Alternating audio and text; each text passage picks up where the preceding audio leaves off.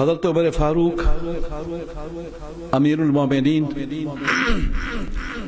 بے شمار مناقب ہیں، فضائل ہیں۔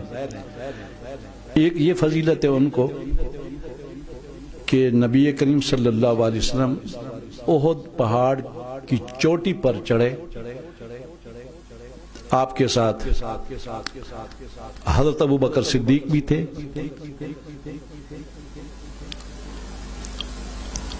حضرت عمر فاروق بھی تھے، حضرت عثمان غنی بھی تھے رضی اللہ تعالی عنہ۔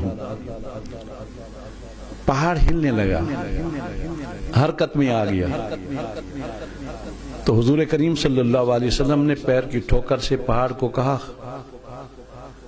رک جا، تحرک بند کر دے، تیرے اوپر ایک نبی ہے، ایک صدیق ہے اور 2 شہید ہیں۔ ابھی حضرت عمر فاروق اور عثمان غنی زندہ تھے، یہ غیب کی خبر تھی، جیسے فرمایا اسی طرح ہوا۔ اس میں حضرت علی اس وقت آپ کے ساتھ نہیں تھے، حضرت علی بھی شہید ہیں کرم اللہ وجہہ،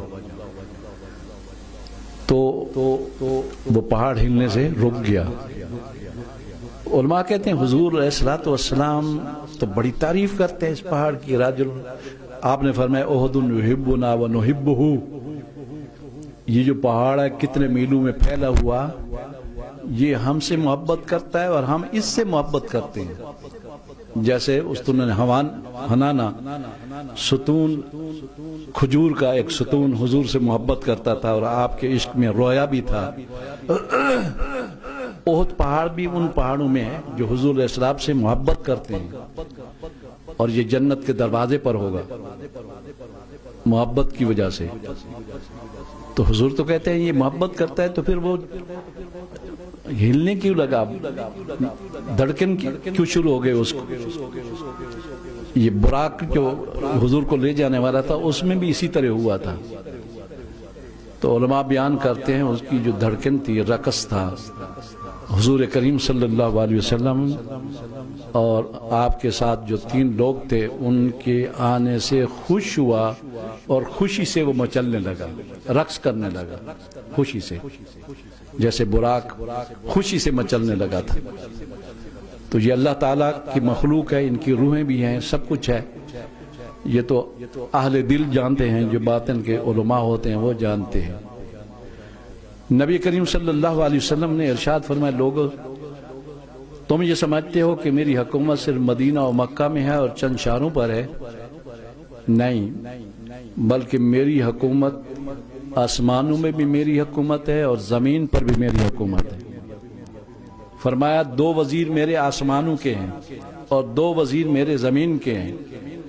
آسمانوں میں 2 وزیر، ایک کا نام ہے جبریل امین اور دوسرے کا نام ہے میکائیل علیہم السلام، اور زمین پر جو میرے وزیر ہیں ایک کا نام ہے ابو بکر صدیق اور دوسرے کا نام ہے عمر فاروق رضی اللہ تعالی عنہما۔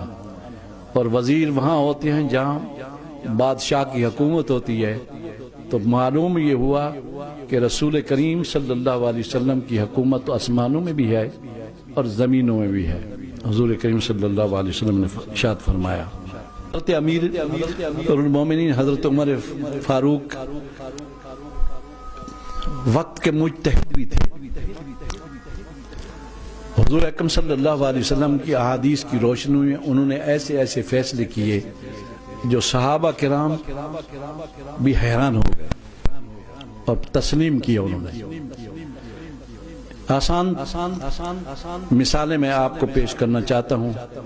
سب سے پہلی مثال یہ ہے کہ قرآن مجید کا ایک نسخہ نہیں تھا، قرآن جمع نہیں تھا، قرآن نازل ہوتا رہا، کسی صحابی کے سینے میں 1 آیت تھی، کسی کے 2 آیتیں تھی، 1 سورت تھی، 2 سورتیں تھی، کسی نے اس کو کھجور پتوں پر لکھا تھا، کسی نے ہڈیوں پر لکھا ہوا تھا، یہ جمع کیا ہوا نہیں تھا۔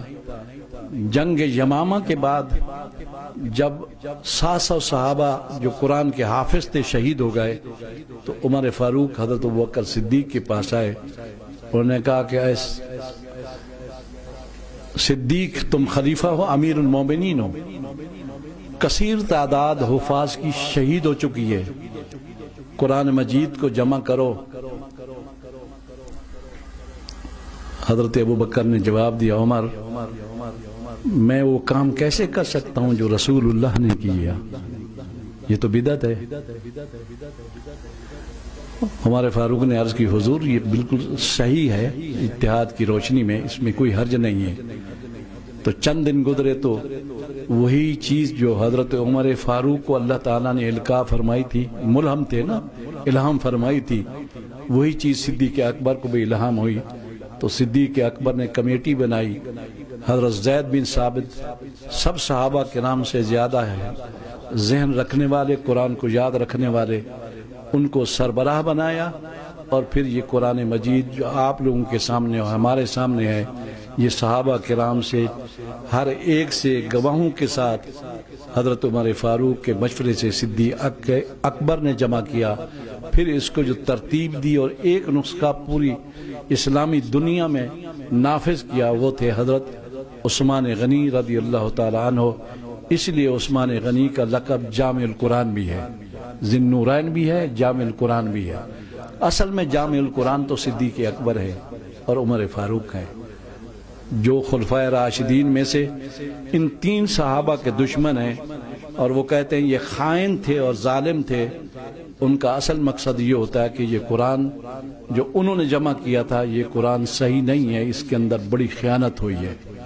یہ فلسفہ ہے ان لوگوں کا جو خلفائے راشدین کی دشمنی نے آگے ہوتی ہے اور کہتے ہیں ان پر کوئی اعتماد نہیں ہے، انہوں نے ظلم کیا حضرت علی کے اوپر۔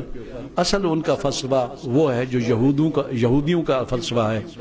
تو وہ یہ کہتے ہیں حضرت عمر فاروق کے حوالے سے، حضرت عمر فاروق رضی اللہ تعالی عنہ نے یہ مشورہ دیا، اور پھر حضرت عمر فاروق نے تراویح کی نمازیں ہو رہی تھی، حضرت صدیق اکبر کا زمانہ 2.5 سال تک تھا، آپ امیر رہے، حج جنگیں بھی ہوئیں، سب کچھ ہوا، اس کو منظم نہ کر سکے۔ حضرت عمر فاروق نے دیکھا کہ مسجد نبوی کے اندر، رمضان شریف کے اندر صحابہ تراویح پڑھ رہے ہیں، کوئی مسجد کے کونے میں ہے، کوئی مسجد کے صحن میں ہے، کوئی مسجد کے اندر ہے، کوئی مسجد سے باہر ہے۔ تو حضرت عمر فاروق نے کہا کہ یہ تو ٹھیک نہیں ہے، ایک جماعت ہونی چاہیے۔ صحابہ سے مشورہ کیا، ان کے مشورے کے ساتھ اپنے دور میں، امیر المومنین ہونے کے دور میں، حضرت ابی بن کعب جو اقرا اصحاب رسول اللہ صلی اللہ علیہ وسلم تھے، سب سے بہترین قرآن پڑھنے والے اور سب سے زیادہ درود شریف پڑھنے والے صحابی، اس کا نام ہے حضرت ابی بن کعب۔ ان کو کہا کہ آپ امام ہوں گے اور کوئی الگ نماز نہیں پڑھے گا، سب امام کے پیچھے پڑھیں گے۔ اور آپ نے 20 تراویح پر سب صحابہ کو جمع کیا۔ اب یار لوگ کہتے ہیں 20 نہیں ہیں، 8 ہیں، وہ تہجد کا حوالہ دیتے ہیں، تہجد کی نماز تو 8 نفل ہے، وہ حدیثیں پیش کرتے ہیں جو تہجد کے متعلق ہیں۔ ہم کہتے ہیں عمر فاروق نے تہجد کو نہیں دیکھا تھا، انہوں نے غلطی کی تھی، 20 تراویح پر جمع کیا ان لوگوں کو۔ تو وہ کہتے ہیں عمر کے ذاتی فیصلے تھے، ہم ان کو نہیں مانتے، وہ ذاتی فیصلہ ہے۔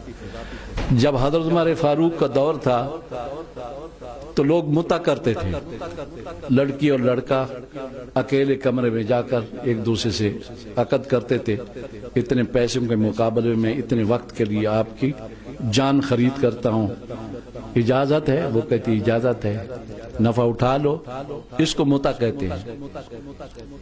متع کرتے تھے۔ حضرت عمر فاروق نے دیکھا یہ تو زنا کی دوسری صورت ہے، یہ تو ٹھیک نہیں ہونا چاہیے۔ شروع میں ابتدا میں جائز تھا، لیکن حضرت رسول کریم صلی اللہ علیہ وسلم نے جنگ خیبر میں اس کو نافذ کیا تھا، منع کیا تھا، منسوخ کر دیا تھا، نافذ نہیں منسوخ کر دیا تھا۔ تو جب یہ ہوا تو عمر فاروق نے کہا خبردار آئندہ کوئی متع نہیں کرے گا، جو متع کرے گا جس نیت سے کرے گا، جس طرح کرے گا، میں اس کو زنا کے کوڑے لگاؤں گا، اس پر پابندی لگائی۔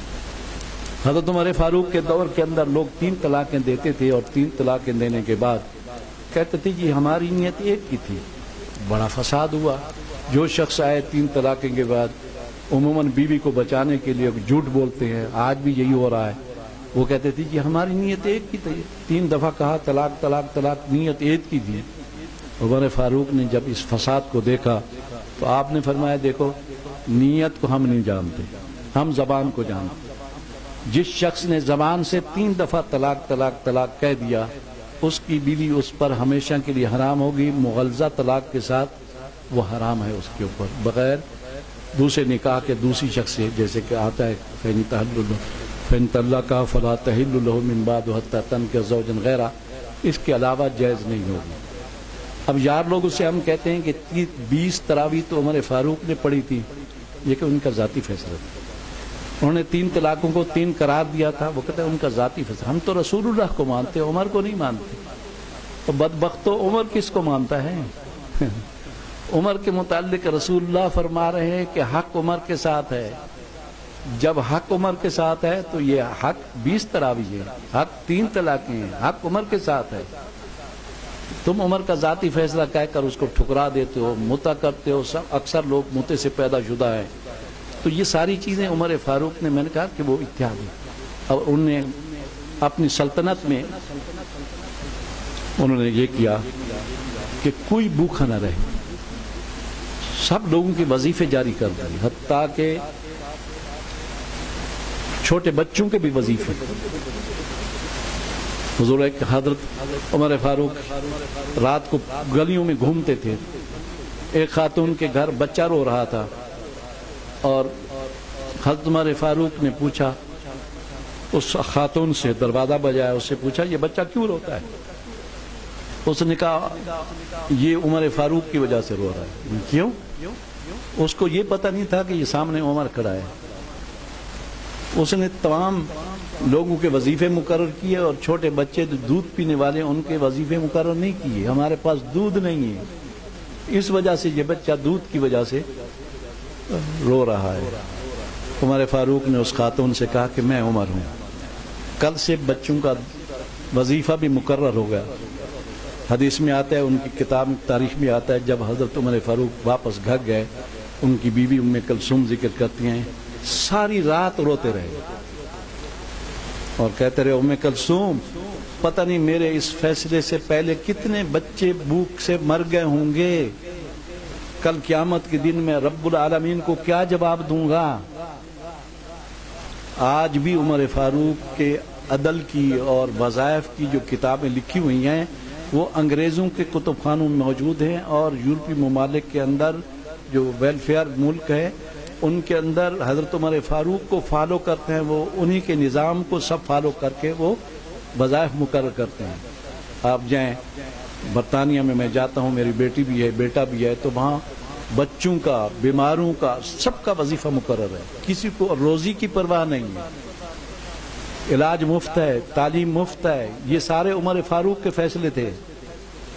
مسلمان بھول گئے، کافروں نے اپنا لیا اور ظلم کیا کافروں نے کہ وہ مسلمانوں کی چیزیں لے گئے، ان کے پاس اپنا تو کوئی ہے نہیں لیکن عمر فاروق کا ذکر نہیں کرتے.